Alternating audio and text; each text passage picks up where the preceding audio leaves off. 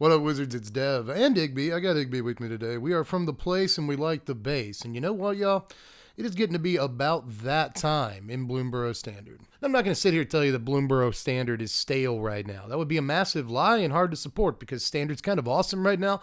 One of the better Standard environments I can remember in years, and I could do a whole video about that. I might, but we're not doing it today. Let's focus. What we're doing today is acknowledging the fact that at the moment in Standard, we've already gotten to the point where when an opponent playing Plains also drops an Urbrass Forge on turn 3, you kind of know exactly what you're in for, right? It's going to be Caretaker's Talent, there's going to be Sunfall, and it's going to take all day. I mean, there's only so many times somebody can like Deep Cavern Bat or Bandit's Talent you on turn 2 before you start rolling your eyes. And how about the old Heartfire Hero into Monstrous Rage, into Calisil Sword, pack it up, kid, and go home? That whole thing you have to deal with like every day, 4 times a day in the arena. It turns out there are some common strategies that can start to get a little bit samey after a while. Now again, there are fresh decks in Standard that aren't like the 3 decks I just pointed out. And honestly, I've spent most of this season talking about those decks. A couple of videos right here, links in the description, and another one coming soon. But this video is not necessarily one of those videos. Now, for those videos, I usually comb MTGO League results and challenge results and different tournaments from around the world and try to figure out what the best, most up-and-coming decks in terms of tournament standing are, right? These are decks that a lot of people have heard of to some extent or another because they've done some moving and some shaking on the tournament scene. This video is completely different. In this one, we're going to talk about 3 decks that you'll basically see nowheres on the tournament scene so far this season. Even in MTGO League results, there's not a whole lot of the decks we're going to talk about today, but that does not mean we're talking about a bunch of casual kitchen table decks or anything. These are all decks that I think are unturned stones, decks that no one has really tried, but I think if people did try them, they'd realize how strong they are. There are some powerful synergies in the decks we're going to talk about today, and I do think that they are ready to strike. Somebody just has to go out there with them. But enough drama, they're ready to strike. I actually said that with a straight face, aren't you proud of me? No, look, just in case you're a little bit bored with what's happening in Bloomburrow Standard right now, here are 3 brand new decks that you're not going to see too many other places that you might actually have a whole lot of fun with. And I'm your favorite Magic Channel's favorite Magic Channel. Best believe that the professor go bananas for my deck tech. And also you'll win, by the way. This is a continuation of the thing I was saying before the intro song cut in. They're fun, but also you will win because it turns out that winning is fun and important sometimes, right? Natalie Portman taught us that in Black Swan, so I named a whole deck after that movie. What an incredible segue that was. That's why they pay me the increasingly dwindling amount of bucks. But yeah, what is Black Swan? Why is it called that? Well, first of all, quick rant incoming for just a second here. Not going to stun lock too long, but remember when decks used to be called stuff? Like decks had names. You know, we used to have decks with names like Full English Breakfast or whatever. We got really silly with it. We had a lot of fun playing Magic. Do you remember when we could do it again? But now decks are just called like Golgari Midrange, Azorius Control, and it's like Snore. Like we used to actually take pride in naming decks things. In naming decks things. I'm going to figure out English eventually. But yeah, that's the first reason. But also because we're playing Salvation Swan in an Orzhov deck. That's it. Isn't that clever? This little lady over here came out in Bloomburrow. I almost forgot the name of the set, which is wild because it just came out. And also I love it. But yeah, she came out in Bloomburrow, old Fran the Swan over here. And nobody cared except for me. Like I'm on my couch on the internet, sending it onto YouTube, screaming into the ether that I love this card. It reminds me of Restoration Angel, and nobody seemed to care. I was broadcasting to a sea of blank faces. It was one of my worst nightmares. Sent me to cold sweats. No one seemed to care that this is a Restoration Angel. Did everyone start playing after Restoration Angel? Am I that old? Like, could that possibly be what's going on? I don't know. But either way, I was the only one that played with this card after it was released. I've been trying all kinds of funky stuff with it.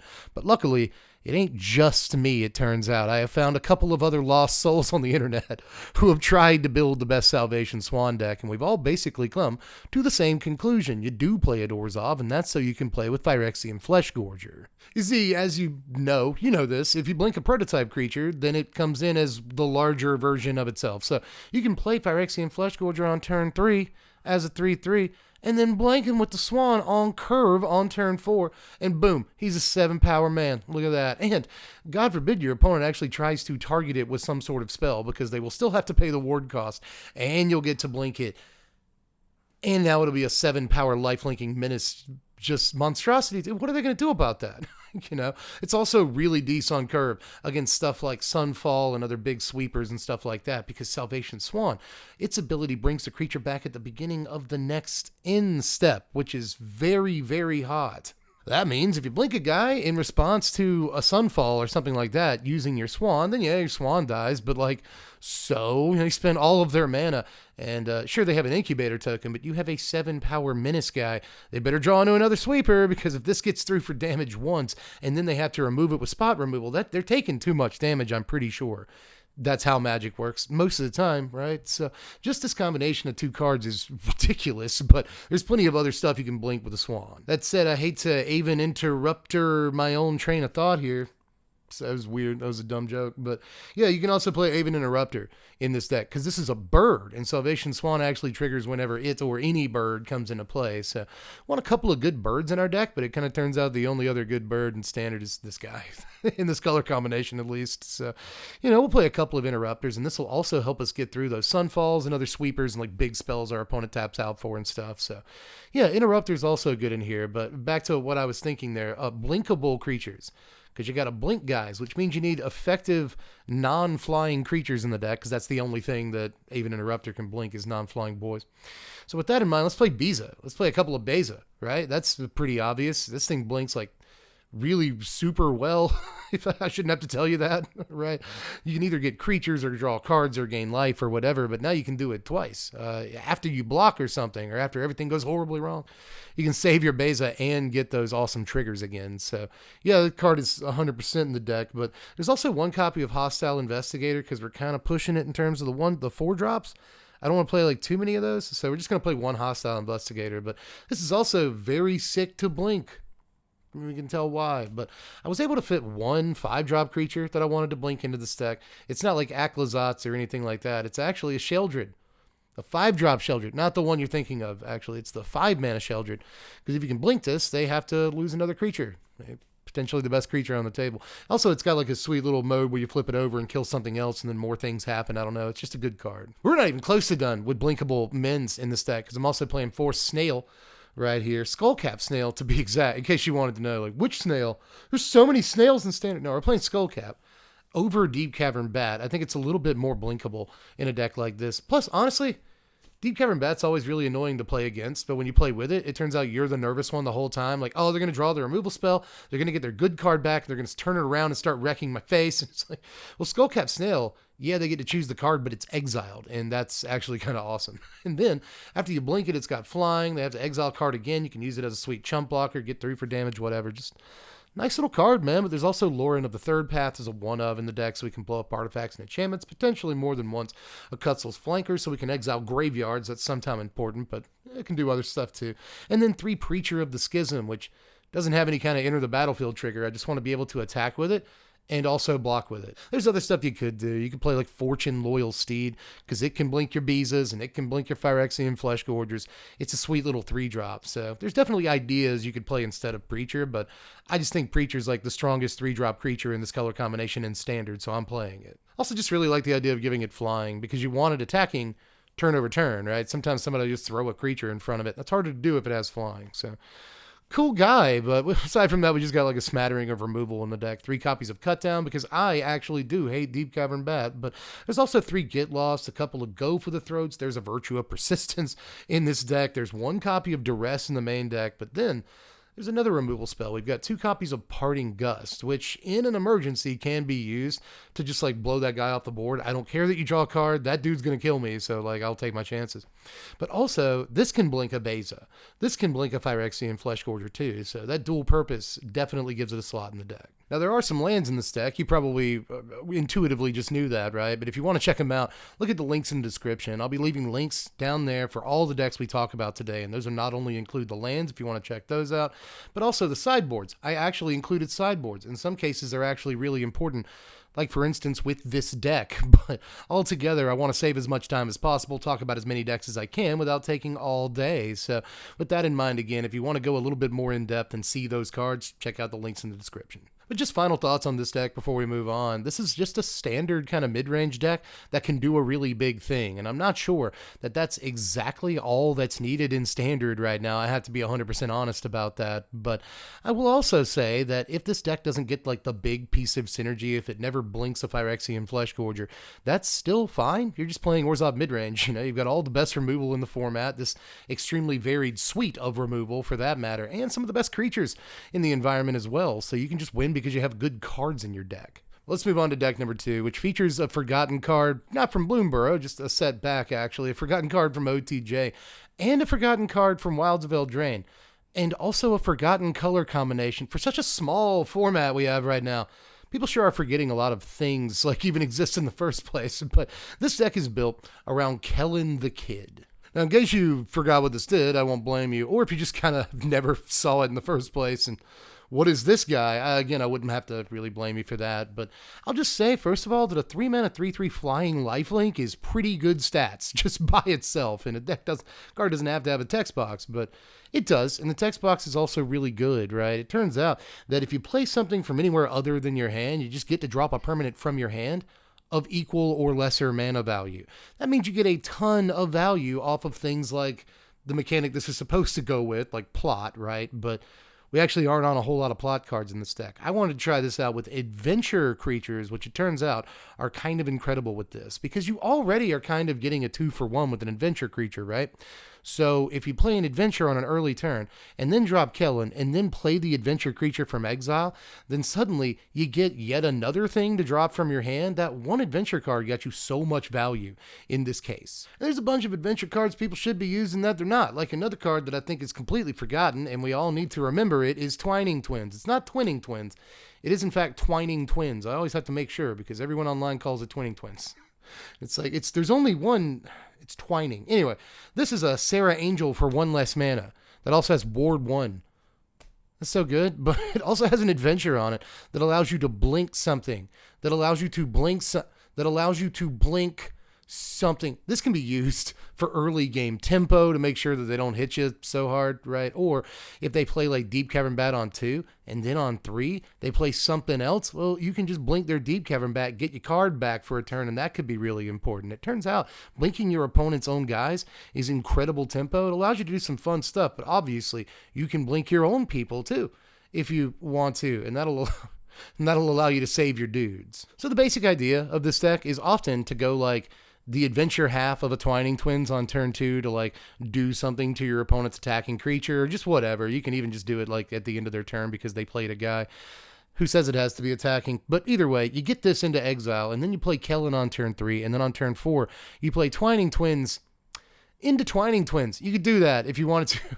You could just go Twining Twins, because it actually allows you to play a card of equal mana value from out of your hand, which is pretty disgusting, but we've got a whole lot of other stuff that we can play if we get to Twining Twins, right? We've got the other Kellen. There's like a bunch of Kellens, but you know, the 4-mana Simic one, that's like a 3/4 flying vigilance guy, but also it's got an adventure that's kind of like a growth spiral. It gives you an investigate instead of just drawing the card.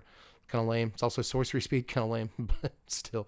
This is another thing that we can like get on turn 2, and then Kellen on 3, Kellen on 4 out of exile, and then just play like a 4-drop creature out of our hand, and that is ridiculous value. We've also got Virtue of Loyalty in this deck, a full playset. I think we'd be really dumb not to play a full playset of this, because it's kind of the best adventure card we have access to. So yeah, we can play this on 2 and get our little guy, and then later in the game, we can play this out of exile and then basically play any permanent in our deck out of our hand. Well, not quite any. I shouldn't say that, because we've also got Horned Lockwhale in our deck, which is an awesome, 2-mana pseudo removal spell, tempo piece, whatever you want to call it. That's also a huge boy and gives us a special trick in this deck. If we have a Kellen out, we can flash this in on our opponent's turn and drop something from our hand during their combat step, which is so filthy. As far as 6-drop creatures go, I guess there's also a Stormkeld Vanguard in here. Again, play artifact and enchantment removal. You will thank me. It's a basic idea, but it turns out not enough people are doing it. So Urbrass Forge is amazing. Simulacrum Synthesizer is amazing. Artifacts are incredible because you're not playing Abrades and stuff. Start doing it. Aside from that, I've also got a couple of one-of adventure and plot guys, like the one-of Aloe Alchemist, which probably shouldn't go here, but He's still got a 1-up slot. He had a 3-up slot, and I was like, this is terrible. But sometimes maybe we can like plot him and give our Kellen like +3, +2, and he flies and he has lifelink, and that's 6 lifelink damage is good. It's just never actually been that good, but I'm keeping a 1-up in here because I want more 2-drop creatures. Aside from that, though, there's a 1-up Threadbind Click, another thing that's gone down from a 2-up to a 1-up. This can blow up a like attacking creature or a tapped creature, and sometimes that's really, really good, but other times it's really, really bad. Right? But I just wanted kind of another piece of removal in the deck, and Threadbind Click is that. Aside from that, though, we got Picklock Prankster in the deck as just a 2-of, because there's actually a ton of fairies in this deck. So many fairies, because Twining Twins is a fairy, Threadbind Click's a fairy, all the different iterations of Kellen are all fairies. So there's a bunch of fairies. As a matter of fact, we're actually playing 2 Spell Stutter in the deck too, because it's awesome tempo, and sometimes, again, our opponent's just kind of praying and wishing for that Sunfall. They tap out for it. Oh no, Spell Stutter. So it turns out that this is usually just Mana Leak or better in this deck, so it's awesome. Matter of fact, while we're talking about spells, we've also got 3 Get Lost and 2 Elspeth Smite in here to cover all the big stuff and also some of the little stuff in the early game, right? So Elspeth Smite is surprisingly very good right now, it turns out, but especially when you catch that Deep Cavern Bat coming in, God, it feels so good, but often this is just going to blow up like a little red guy or something, and you'll be happy with that. But on to the rest of the creatures in the deck, because not all of the creatures are adventure creatures. That would be silly. We're also playing 3 copies of Biza in this deck, because it's just like the best creature in Bloomburrow. This card's so good, dude. I can no longer dispute how incredible this card is, and it's also a deck where you can blink it. Again, Twining Twins. You can block with a Biza and then blink it, and it's actually just the most repulsive thing you've ever seen in a game of Magic. It's way up there. It's very good, in fact. We're also playing 3 copies of Sentinel of the Nameless City, because it's just a really strong 3-drop card. It's quite good. In fact, it's also good to blink some of the time, get extra map tokens or whatever. If you want to do it, it's a cool thing. But aside from that, there is 1 copy of Shauna Purifying Blade. I think it's actually the full name of this card, but I always forget. But yeah, just a 1-of this. But it turns out that with cards like Kellen, cards like Beza, there's some other stuff in this deck. There's ways to gain life. So Shauna's amazing, because it's like one of the only things in the deck that actually draws cards. But that said, we don't gain enough life to like make this more than a 1-of. I just kind of also like that, much like Kellen, it is a 3/3 lifelink body on turn 3, and combined with like the Elspeth Smite and the Get Outs and the Get Losts and the Bizas and stuff, it's just relatively difficult for like a deck like Mono Red to actually beat us. We've got to be a good mid-range deck, and that's how you start. You got to make sure you can take out the Red Menace. But honestly, just like the last deck, this is another one that doesn't seem as impressive when you look at the sort of value engines that decks like, Boros Forge or whatever you want to call it can conjure up, or the decks like Golgari midrange for that matter, some of the better decks in the environment. But what it does have is the ability to get a lot of value all at the same time, and honestly, you don't even have to have Kellen in play, right? It just turns out that adventure cards were good. Did we all forget that at some point? Again, these adventure cards have just baked in card advantage on them. So if you're doing something to get tempo or advantage in the early game, and then playing a 4/4 flying vigilance ward 1 in the later game, it seems okay, just in and of itself. But again, when you can get these big turns and this massive value off of everything, it feels good. But other games, when you just go like Kellen on turn 3, Beza on turn 4, and you don't really get much value off of curving that way, but what you do have is a 3/3 flying lifelink and a 4/5 that gained you some life or drew you a card or whatever. That's just good mid-range Magic. So why not give this one a try? You know what I mean? It uses kind of an underserved, underutilized, and under sort of even just looked at card from the last set that I actually felt had a lot of potential, and now that I've been messing around with it, turns out it does have a lot of potential, man. When you're dropping a 3/3 flying lifelink on 3 into 8 power on turn 4, your opponent has to do something about that, and if they can't, you probably win. Well, we've hit our final deck of the day, everybody. This is actually one that I've been brewing for a while, but apparently people have been brewing it alongside me, because just this week, as I'm getting ready to upload this video, Cool Stuff Inc. Has a video out where Ali Antrazi is playing this deck. So this one you can absolutely see in action right now if you want to. I'll even leave a link in the description to that deck. Hashtag not sponsored or anything. I just really like the deck, and I like Ali Antrazi for what that's worth. But either way, if you want to see this one in action, again, link in the description. It's a weird one. That's one of the reasons I saved it for last. Let's talk about Teamer Doppelgang. Well, this deck can do some wild stuff, and unlike the first couple of decks we talked about, this time I won't have to do a whole section about how this deck doesn't have a good late game value engine. This deck is a late game value engine, if nothing else. Now, it all starts with 4 copies of Doppelgang, a card you've probably seen people do some wacky stuff with before, but in this case, I actually think we are looking at the strongest Doppelgang deck that has ever existed in Standard up to this point. And again, it's a wild one because the thing that you actually want to Doppelgang the most isn't necessarily Roxanne. It's the meteorite she gives you when she enters. Now, you can Doppelgang Roxanne. That'd be totally fine. But for the most part, you want to use those gangs on both Roxanne and the meteorites so that you get a bunch of meteorites and just kill your opponent that way. That is the primary way this deck is seeking to win the game, by doppelganging meteorites as often as possible, which sounds like a ridiculous pipe dream, but you would be surprised how often the deck actually gets to do the thing it wants to do. Now, to get to the big finish, you're going to have to buy some time and draw a bunch of cards. So we've got different ways of doing that, and sometimes they're even the same card, right? We've got things like Ill-Timed Explosion, which will draw you cards, but is also functionally a sweeper. Completely a sweeper, but we've also got Season of Weaving in the deck, which is a pretty good card to discard, I guess, to an ill-timed explosion if you're trying to blow everything up on the table. But Season of Weaving can also just like cast Cyclonic Rift. Casting Cyclonic Rift is pretty good, while also drawing you a couple of cards. And if problems arise that you don't have main deck answers for, that's fine. You got a couple of copies of Invasion of Arcavios in this deck as well. Now, you play this, and you can wish for anything that's in your graveyard, your library, or your sideboard. In this case, from outside the game is going to be your sideboard. So, in this case, that means that we have a whole board packed full of stuff that you can deal with different situations with, right? We've got removal in there, we've got enchantment and artifact destruction and stuff like that, but we've also got a couple of cards that can kind of just win the game for us or help us win the game. Things like For the Common Good is a one of in our sideboard. We can go grab it with Invasion of Arcavios. This means that we can gain a bunch of life. We can create a bunch of tokens on the cheap, by the way, copies of our meteorites and such, right? So that's very, very cool. But there's also an outrageous robbery in here because we're going to have a bunch of meteorites. They can make the black mana for us. And since we have so many meteorites, and if the game is going the way we want it to, we have so many lands, usually we can just kill them by milling them out with an outrageous robbery. Oh, and by the way, once you've made your one wish, that doesn't mean that you're done. You have far more even than 3 wishes in this particular lamp because you've got Doppelgang. That means that you can make copies of Invasion of Arcavios, sometimes multiple copies of Invasion of Arcavios at the same time, which means that you can wish for another couple of Doppelgangs out of your graveyard if you want to, or your library for that matter. You can go search your sideboard for whatever you want that blows up that thing right now while also setting your plan back up.